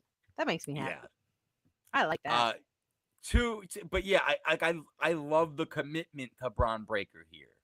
And you know what? I kind of had him pegged as a Final Four, but we didn't need him to be Final Four. Not in this Rumble, but also because of the way he was used. And he is the Intercontinental Champion, so it was okay for us to not wonder, is the Intercontinental Champion going to be facing the WWE Champion at WrestleMania? It's fine. He got dominant, he got big, he got bad, and then he got out. The Final Six was crazy. Roman Reigns, CM Punk, John Cena, Seth Rollins, Jey Uso, and Logan Paul.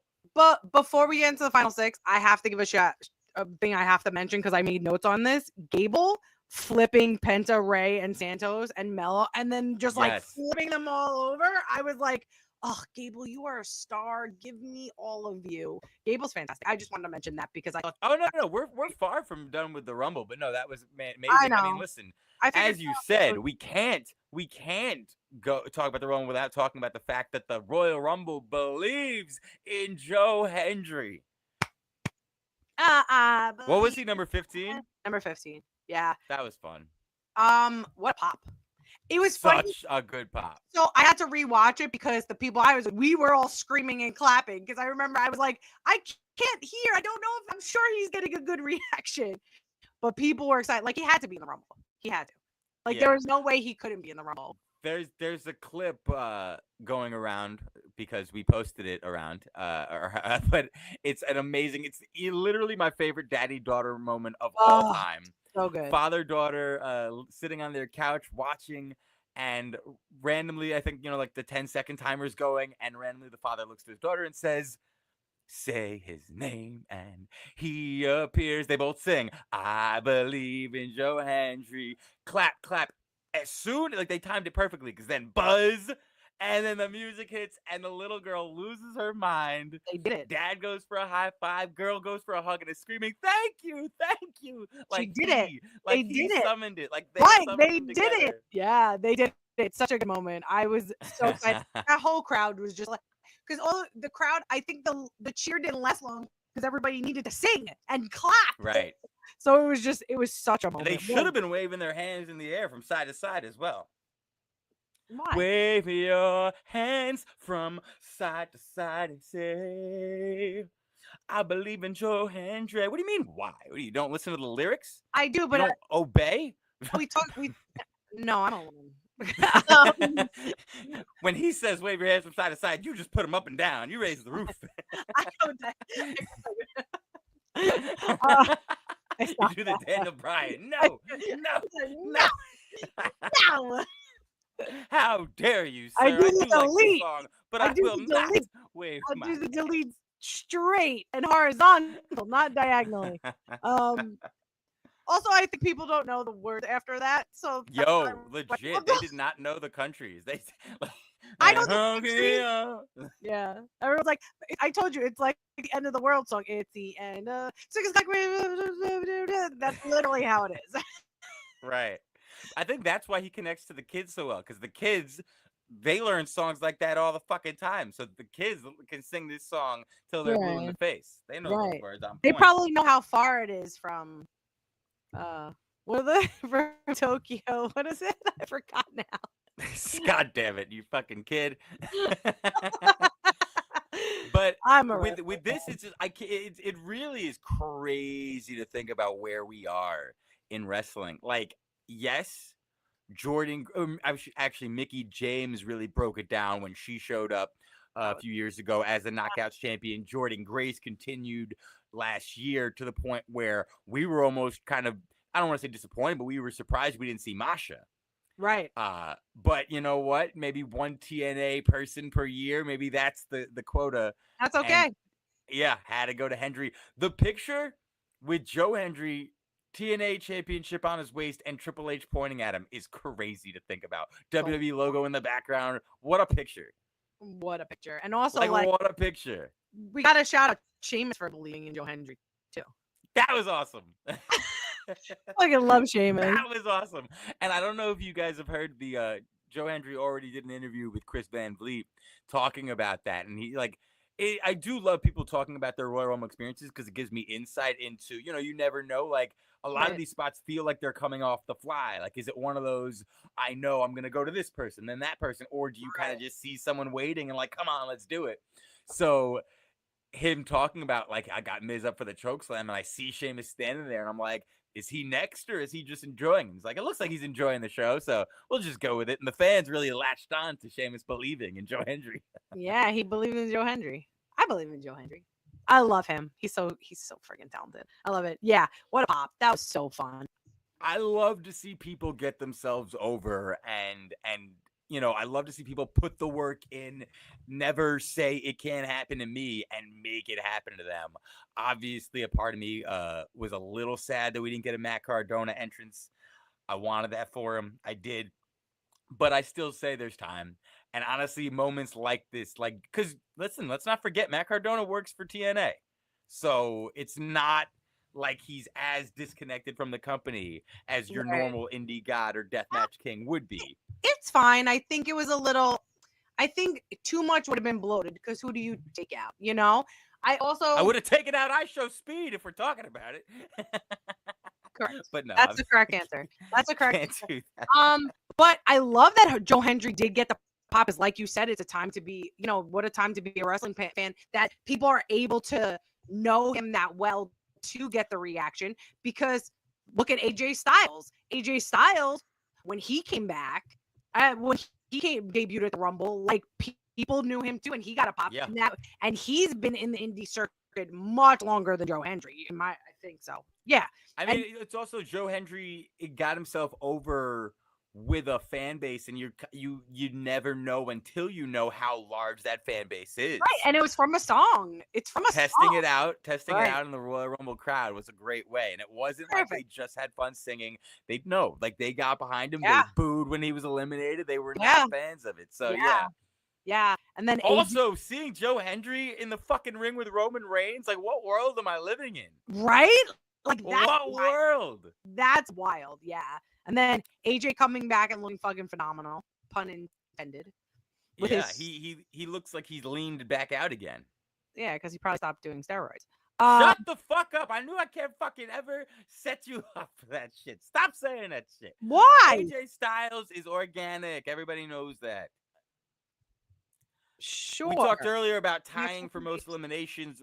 This is the only time I'm okay with it. Roman Reigns and Jacob Fatu. tied 4-4. I love what they did with these guys. I love the fact that they did tie with 4. I love the fact that they went at it, but not too much. I love the fact that commentary put over that we are looking at a future WrestleMania main event here. You think? I think it could be. I think we're definitely looking at a future WrestleMania main eventer in Jacob Fatu, and Roman Reigns has, he'll never stop being one. If I'm gonna be honest, I feel like Jacob Fatu will always be a heavy. Like, I think he's super talented, and I really like him. No. I can't picture him. I can't picture him. I think you haven't opened your eyes to see he's no longer the heavy. He's not a heavy now. Solo's gone. We don't even know if Solo's still with them. Right, but I don't think it. I don't think singles. I don't see it. I don't see it yet. You know what? It's okay to be wrong. Where's my can you see it? You're the wearing bracelet it? on right now. I'm wearing it right now. It's okay. It is okay to be wrong. Yeah, I don't see it. I'm gonna have to wait and see. But by the way, for our audio listeners, Danielle has made me a litany of friendship bracelets, but one, of course, says it's okay to be wrong, as you have heard us say for years on this show, because it is. And okay, Danielle is often wrong, so Danielle never. It's okay. Wrong. I look forward to. All right. So, what level of success does Jacob have to achieve for you to officially be wrong here? I don't know. I feel like he has to stop. Does he need to main event a pay-per-view? Would that convince you that? No, I feel like there needs to be. Does he need a singles match at WrestleMania? Would that convince you? Maybe. Okay. I don't know yet. We'll see. We'll just have to, as you say, we'll have to wait and see. Fair enough. I'm not 100% opposed a believer. to it. I think there's few people on television that just come across as believable and as much of a superstar as Jacob Fatu, in addition to being as versatile as he is in the ring, in addition to being quickly one of the better talkers on any show you put him on. Like, he's constantly going viral for what he says. He's constantly going viral for what he's doing. Jacob Fatu has every tool necessary. And the way he switched from heavy to heavy hitter, the way he switched from I love you Solo to Fatu, the way the fans have no reason to cheer him other than what they've been seeing. And yet you heard those Fatu chants at that Royal Rumble. This guy is a stud and a half. Stud and a half. Woo! Stud and a half. I like that. But yeah, once again, going back to what the final 6 was. This is a wild 6. I don't know if we've seen a more star-studded final 6. And what's funny about this final 6 is if you're looking at this very quickly, you're like, okay, it's going to be Roman, Punk, John Cena, and Seth Rollins. They're going to be like, this could be anybody, and any of these 4 could win, and it's going to be insane. Because CM Punk, John Cena, and Seth Rollins were the favorites to win until right before the Rumble, and then Jey went up. Like, big. That always happens. Right. If you remember, Matt Cardona, or I should say Zack Ryder, went up. Zack Ryder was actually the favorite when that match started. Right. Because it's all the people backstage start leaking it and putting their bets in. So what's crazy is like this 6, you're like, okay, Logan and Jey Uso are gonna be out, and then it's one of these 4, right? And then it completely goes the opposite way, and you're just like, what is happening? I loved the way they did it. I loved everything about it. I loved the way Punk and Rollins and Roman got eliminated. I do love that Logan Paul got to take the credit. Yeah, because he's the person that needs that heat for that. Like, that was good. That was good. Of course. And Seth Rollins double stopping Roman. That was beautiful. Outside. Now, quick question: because I'm trying to figure out if they're kayfabing us. I'm pretty sure they are, just because the knowledge I've read about it has been so limited. But they're making it seem that Roman Reigns is hurt, and like they're saying he's out indefinitely. And like that's the way they're putting it on TV. I think so also, but at the same time, like, I never know when it comes to like when they actually say the indefinite. Like, I think it's just storyline, but then again, all of a sudden, the matches I heard for Roman at WrestleMania are now being changed. Like, now I'm hearing that those people are going to face someone else. Like, all of a sudden, I don't actually know what's going on anymore. which is always a good place to be for a wrestling fan. Like, I like not knowing. Yeah, the dirt sheet's gonna ruin everything now. You get so invested in like reading that shit. I try to say it's kind of how I feel about watching trailers for movies now. They give so much away that I try to just avoid it so I can go in and be like an excited, mark. But so I'm not too sure. But the outside too, I love that it continued outside. Like it wasn't just like, oh, I got eliminated, now I have to walk back. Like there was an actual like feud and anger going on. I loved everything about that. I love that Logan Paul, like that was insane too. Like he's just ridiculous and generated perfect heat just like Dom did. When it came down to Cena and Jey, I was pacing back and forth at my friend's house, like pacing, and I was like, obviously it's gonna be Cena. I was like, but man, if it's Jey, that would be insane. But like you're trying, I'm just like, oh, this would be insane. This would be insane. You're like, nah, it's gonna be Cena. It's okay. But I was like getting nervous, and I was like, I was watching it very certain that Cena was winning, and kind of just grateful that Jey was the final person. I thought that was a good spot for him. I thought it was a commitment to him as a future star, commitment to him and the continuing build of him to main event Jey Uso. I really didn't actually see it coming in that moment. No, like they really had me. What a moment! But then, like when you sit and resonate with it, you're like, this makes sense. Like it's like, no, of course, Cena would be the last one, and of course, Cena would sell perfectly the way he did when he got kicked out of the ring. Like all of it was, and you're like, of course, Cena's the guy to make Jey go over, even though Jey's already over, but like to go over in this match. Like it made perfect sense once you sit there and let it resonate. I was fucking excited. I text you immediately. I was like, holy shit. Like it was one of those moments that you don't get that anymore in the Rumble. I feel like the only times I can think of like a real surprise winner that we didn't see coming, like out of left field, the two names that come to mind is when Sheamus won the Royal Rumble and when Alberto Del Rio won the Royal Rumble. And like neither of those two, obviously over time, Sheamus, that decision ages like fine wine. And we're very, Alberto Del Rio, not so much, but neither of them were as over as faces or as heels. Like we've never, I don't know, like we're talking Stone Cold level if we're going to talk about who won the Royal Rumble and had the crowd get that loud, that happy, so over. Like the Jey Uso effect needs to be studied. It's crazy. And for people saying like, oh, he got one word over, for the record, I fucking hate you people. You people, I blame you fucking people for why Bobby Roode never actually got to do anything meaningful on the main roster, because you assholes kept telling everybody that would listen that, oh, it's just the theme song that's over. Fuck you people. But like, I think this is truly a culmination of seeing Jey Uso from the beginning, to his debut with Tamina, to them not really getting much love because the tag division wasn't getting much love, to getting put on Superstars forever, to, the face paint. You've watched this man grow. I also hate fucking fickle wrestling fans. I mean, I know by definition a wrestling fan is fickle. If you look up fickle in the dictionary, there's a picture of a wrestling fan. But it's like, we talk about how the Usos are going to go down as probably the greatest tag team ever. And now it's, oh, he only has 2 movesets. Oh, he's not this. Oh, it's like, what's happening here? Oh, like, now we hate him because he won the Rumble?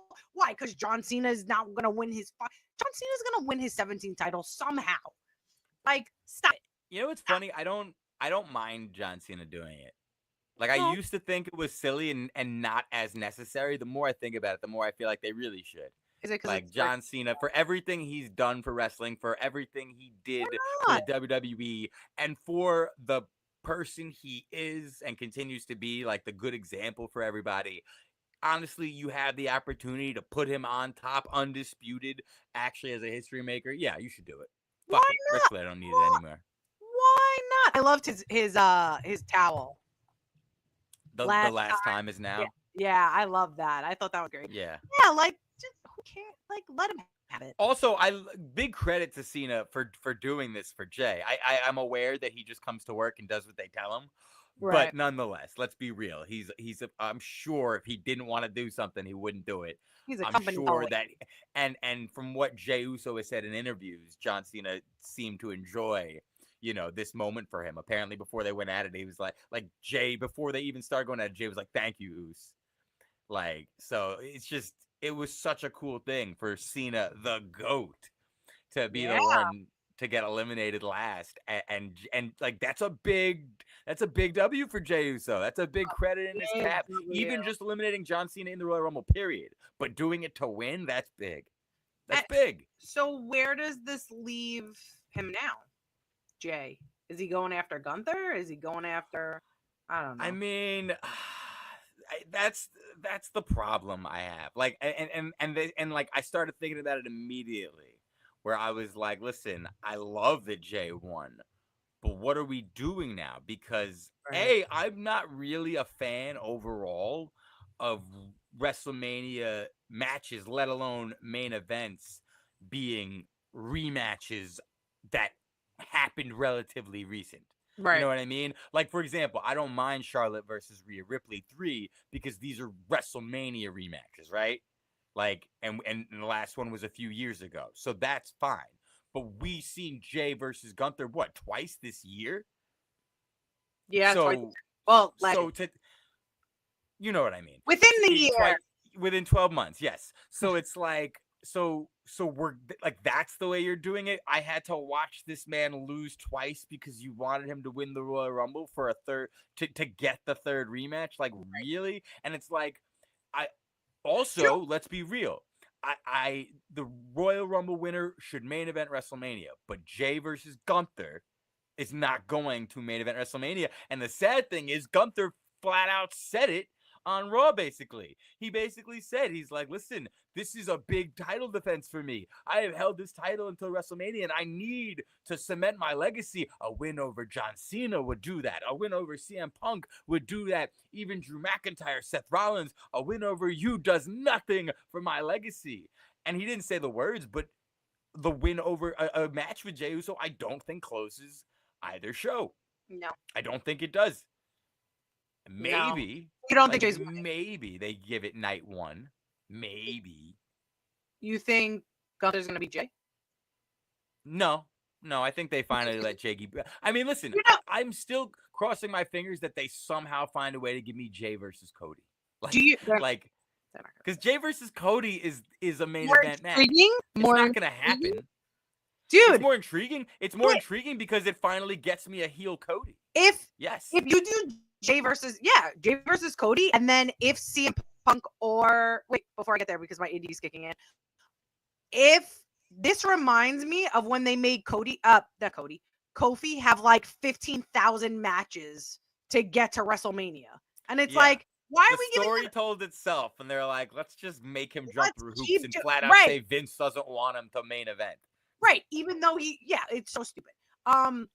But with this, like you said, if it's Cody versus Jay, that's much more intriguing story. That if CM Punk or John Cena win the Elimination Chamber, I'd much rather see them face Gunther than them face Cody, to be honest. But here's the problem. They can't give us Jay versus Cody. Why? For the same reason that I don't want to see Jay versus Gunther, because Jay lost to Gunther twice. So even if Jay beats Cody, it still looks like he ran away from Gunther. It still looks like he couldn't beat Gunther and he knew it. So with the babyface winner who just won the Royal Rumble, you can't do that. So it seems like Jay versus Gunther is unavoidable, but other than just the fans wanting to see Jay finally do it, the oomph is missing. I'm fixing it. This is what's going to happen. Okay. Jey Uso is going to challenge the NXT champion. Oh, my God. That's what's happening. Yep. This is what I've decided. He's going to do it for Obafemi. And unfortunately, he's going to lose because Obafemi is so wonderful and he shouldn't lose. It's funny. I don't mind that the women do that, where like Charlotte considers possibly challenging the NXT Women's Champion. Like I mean, she did it before. She did it. Right. Which is why I don't mind that they continue it. But I'm glad that they don't have the men do that. Like, I'm glad that they don't entertain NXT champion contenders as well. Why? Just because I don't actually buy it, and I think it's really a waste of time. So it's like, granted, I don't mind Charlotte and Julia, getting face to face, a little rub, but overall, like especially in Jey Uso situation where he's not necessarily at the position where he's giving rubs yet, right? Like he's still on the come up, he's still on the rise. Whereas Charlotte is tippy top. Charlotte's got the throne. Fair. That makes sense. Okay. That's fair. But yeah, I'm very excited to see what comes next. They've got a lot of work ahead of them to make the crowd get as into Jey versus Gunther 3 as they are like to see Jey win. The banner looks like Gunther versus Jey the Third.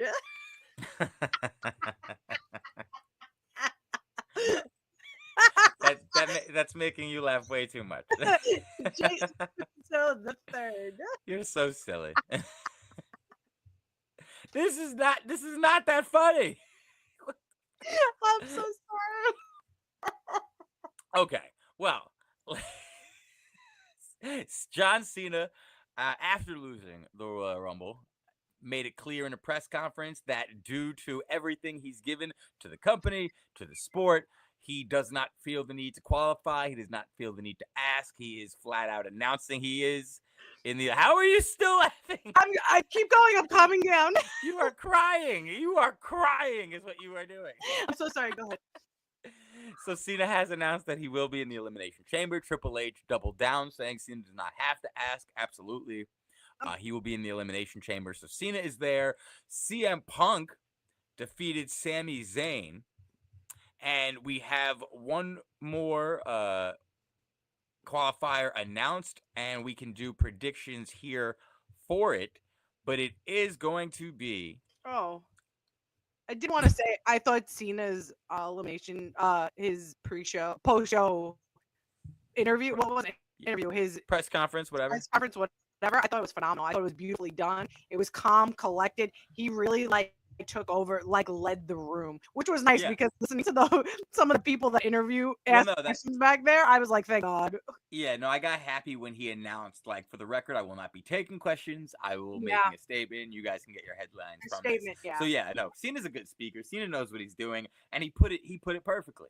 And he made it clear. He's like, listen, I'm not, what I said was true in that I'm not going to demand title matches, but if there are lotteries, then absolutely I've earned my ticket. Right. And that's true. He earned his Royal Rumble ticket and a nice cushy spot, and he definitely has earned his Elimination Chamber ticket. I personally think Rey Mysterio has earned an Elimination Chamber ticket, but I don't know if he'll get it. He's facing Logan Paul. Logan Paul, we already saw get involved and try and get in Rey Mysterio's head this past Monday. Will Logan Paul book his ticket to Elimination Chamber? Logan Paul's probably going to win. Probably is, yeah. Rey Mysterio just seems very he's constantly going to be put in these positions because of his former world champion and Hall of Fame status. Right, of course. But his positioning on the card right now is just very far away from the title picture. Right. If Logan Paul is going to compete on Raw for a qualifying match, he's definitely going to be in the chamber. There's no way they're bringing him in. Right. And the next time we see him is until Mania. Nah. Right. He's probably going to be here until Mania. Right. Who do we think Logan Paul faces at WrestleMania? Logan Paul is going to face Seth Rollins at WrestleMania. Nah, I don't think so. Why not? Because Mario of the Lucha Outsiders posted something and he kind of made me buy it. He says it might be Logan versus AJ. I wouldn't hate that. I mean, if you're thinking about it, Logan Paul, they do kind of have a trend, and of course, it's necessary. It's the way you do it, especially with, a non-wrestler coming in to become one. You put him in the ring with the best people that know how to work. You put him in the ring with the people who know how to make anybody look good, who could make a broom look good. And AJ Styles could make a broom look fantastic. AJ Styles could wrestle the Invisible Man to a 5-star classic. Right. Remember when the Invisible Man eliminated Ethan Page and MJF?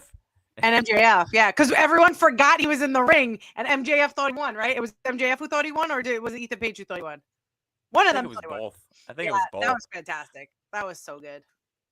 What a crazy sentence to say now. Remember when the Invisible Man eliminated Ethan Page and MJF? Right. That was weird. That was the first weekend. That's the first weekend we were introduced to MJF. Like, that's the first time we ever saw him, right? It was in New Orleans, right? Yeah. That's crazy. It was that weekend. Yeah, 100%. In one of my favorite matches with Teddy Hart. That's a classic that nobody talks about. I wish we recorded ourselves talking about that match. Yeah, me too. It was so ridiculous. But back to what happened at the Royal Rumble, back to what happened actually at the Raw after the Royal Rumble. One thing I loved about the Royal Rumble was Sami Zayn get peppered in. Sami Zayn had a very meaningful Royal Rumble performance, and of course, his elimination is probably something we need to be paying attention to. Yeah. Because even though he did hug Jey, he is happy for him, and it is every man for himself, so really no apologies necessary from Jey. There's a reason they do things like this. Jey didn't eliminate Sami by accident, on accident. This was very deliberate on WWE's part, and we have to pay attention to this because it will come into play at some point. The Sami Zayn of it all is very important to pay attention to here. And then also we look at when Cody and Kevin Owens, that car crash of a match, at least the end of it, as Sami's, out for concern for both men. But Kevin Owens didn't say he wanted Sami to be concerned. He said he wanted him to help him. And Sami didn't do it. And that might be the reason why he did what he did and attacked Sami Zayn after Sami Zayn beat CM Punk. Now, for the record, I think Kevin Owens might have attacked Sami Zayn because he shook CM Punk's hand and he shouldn't have. Maybe. But even during that Rumble match, with Cody and Kevin, when Sami came out, like, I was like, oh my God, this is the moment. That's the other thing of believing, like, you're like, oh, is Sami gonna turn? And then this is how Kevin's gonna get the championship? This will be insane. And like all that stuff. So they really they're starting to utilize Sami so much better in the past couple of years. And I feel like Sami just gets it. Like we said with Kevin Owens, Sami gets it. So, like, this whole storyline that's going on with him, like, you really have to pay attention to how Sami's progressing. And Sami's the slow burn. And that's what's fun to watch about Sami Zayn and Kevin Owens. And I was so sad that Kevin started beating up Sami. I was like, no, Kevin, no. And he's wearing a Sami Zayn Forever t-shirt as he does it. My name's on this list. Like, it's so heartbreaking. I mean, the one thing that's not heartbreaking is that we now have reasons to assume we'll be getting Sami Zayn versus Kevin Owens again at WrestleMania. Which I'm okay with it. I'm okay with it. I'm all for them always fighting and always having a match. Always. Yeah, as if they want to have a date every year at WrestleMania. They want to do WrestleMania every year. I'm okay with it. And they can just switch it up. One year they'll team, the next year they'll face each other. Then they'll team, then they'll face each other. Yeah, and they'll constantly fighting forever. Exactly. He's going to fight Sami Zayn forever. That's why. See, the t-shirt was not finished. That's what next week it's going to come out. Fight Sami Zayn forever. Fight Sami. That man has like it's weird though. Like, I'm happy that we're getting this feud. It's going to be great. However, Sami Zayn has just crossed paths with Karrion Kross. And as we know, Karrion Kross is handing out he's handing out heel turns to everyone. You get a heel turn. You get a heel turn. I kind of like this too. I love it. I think become really like good. One of the more significant and meaningful characters in WWE history.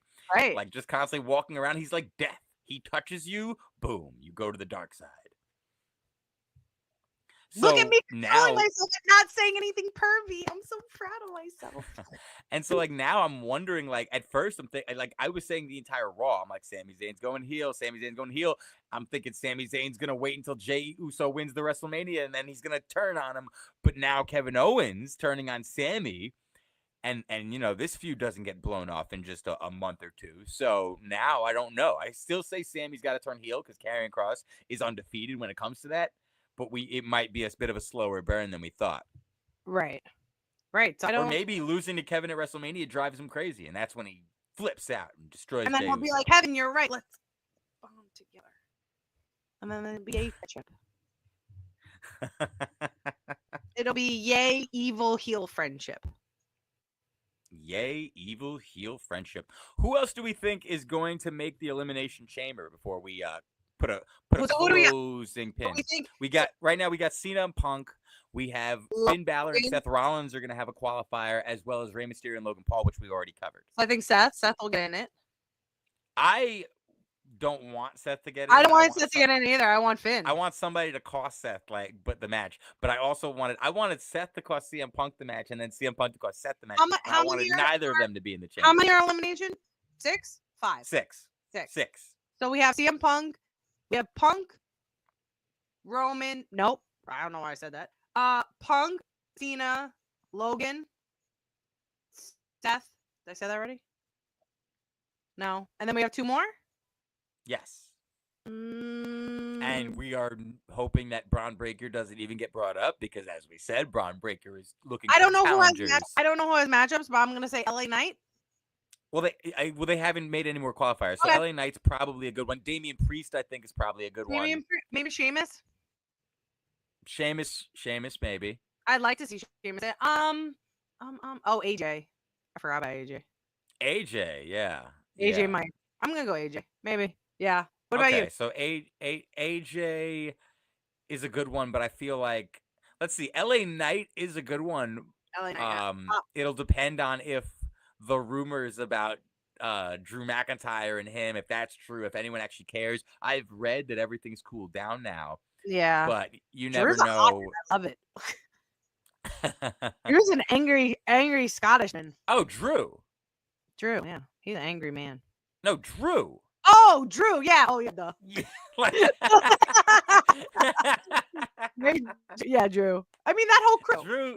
Drew's got to get in there, yeah. Yeah. So maybe, but no Roman. But here's the thing, and this is what I don't understand, because technically the chamber shouldn't get made up until after Jey decides who he's facing, because then you want those people to be on the show of that champion, right? For example, if he's challenging Gunther, then you should have SmackDown people be in the chamber because they're the ones that are going to be facing Cody.